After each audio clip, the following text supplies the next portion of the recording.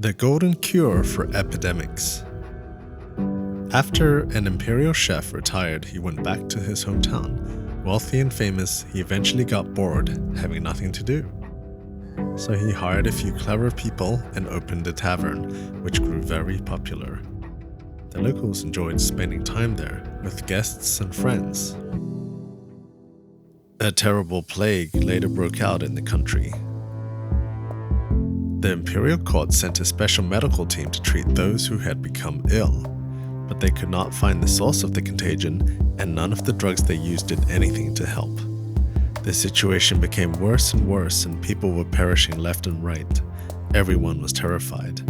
However wealthy one might be, no medicine or form of treatment was known to cure the plague. A man might seem alright 1 minute and then drop dead the next.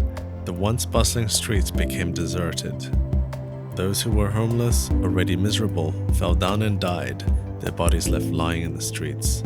Panic-stricken, people realized just how unpredictable life was.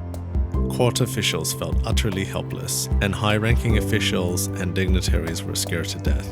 Their wealth, merit, and fame were suddenly worthless. The only thing they had on their minds was how to survive.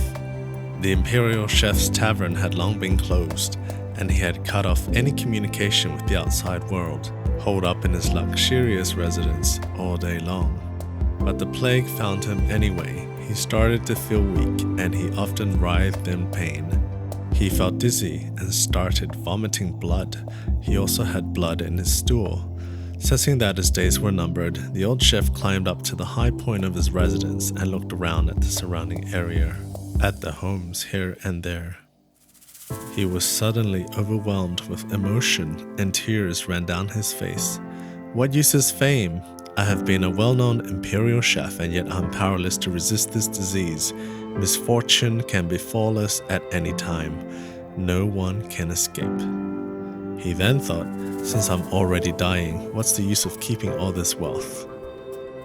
I might as well give it to the poor so that they can have enough to eat and decent clothes to wear. With that kind of thought foremost in his mind, he was no longer frightened. Instead, he felt his heart fill with positive energy, and strength returned to his limbs. He opened the gate to the tavern and asked those who were brave enough to cook porridge for the poor every day. He told his servants to give clothing to those who were dressed in rags. He also sent people to bury the cadavers out in the streets. Seeing what he was doing, many other wealthy people followed suit, thinking, if I'm going to die, I might as well do something good and meaningful. Gradually, people's fear of the plague vanished, and the deserted streets returned to life.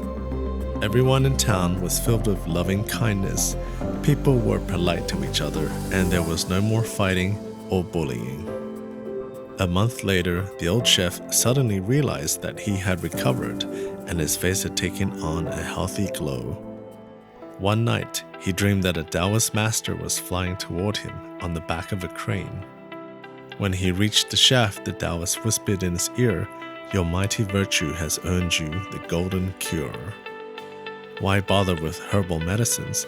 The miraculous gong has created golden elixirs to cure the plague. I have seen your virtue. Come and get the elixirs.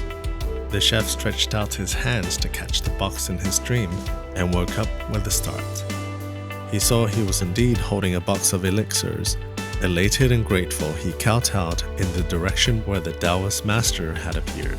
The next day, the chef dissolved some of the elixirs in several big woks according to the instructions on the box, and distributed the potion to patients near and far.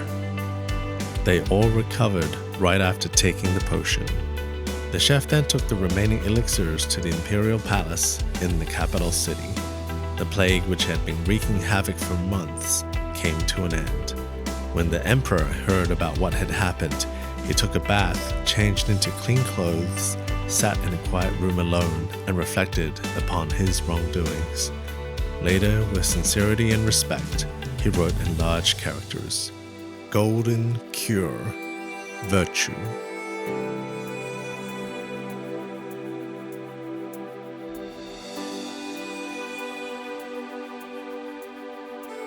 If you enjoyed this video, don't forget to subscribe so you won't miss out on more ancient ancient wisdom